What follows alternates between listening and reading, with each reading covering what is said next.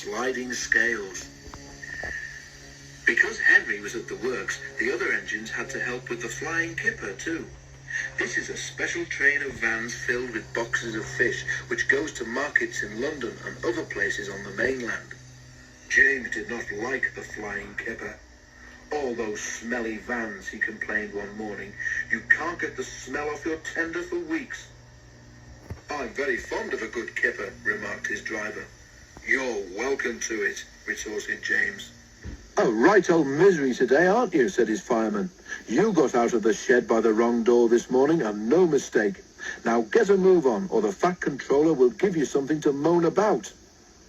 Groaning horribly on the curves, James went slowly down to the harbour. The vans for the train were already in the shed, while men in aprons worked busily, loading them with boxes of fish. "Pooh!" said James, wrinkling his nose. James was coupled to the vans. He had not been waiting long when a forklift truck laden with fish boxes rounded the corner and came towards him. Another, hurrying away for a new load, came too fast in the opposite direction. The loaded one swerved to avoid the other one, and its heavy load shifted. 6 full boxes slipped from the top of the pile and burst open on the rails in front of James.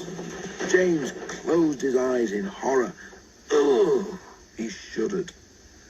Broken fish and boxes lay everywhere. For once, James was right. The smell was not nice. Luckily, there was plenty of time for the men to clear up the mess before James had to leave. "A good job the boxes didn't fall on you, James," said his driver, winking at the fireman. James shuddered again. The idea was too awful to think about.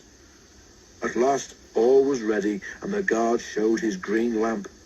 "Thank goodness," said James to himself. There was a speed limit in the harbour area, so James could not start quickly. The train seemed heavier than usual tonight too, so that when he reached the spot where the fish boxes had burst, he was moving at no more than walking pace.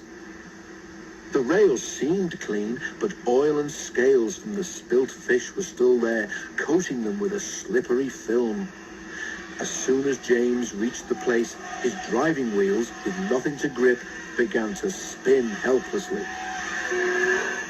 James did his best, but the heavy vans dragged him to a standstill. He found he could move neither forward nor back. "Fish!"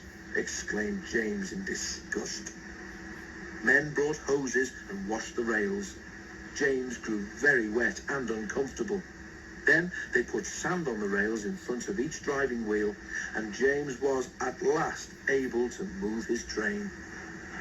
He was very late, but at least he was off the fish quay. To say he was glad would be putting it mildly.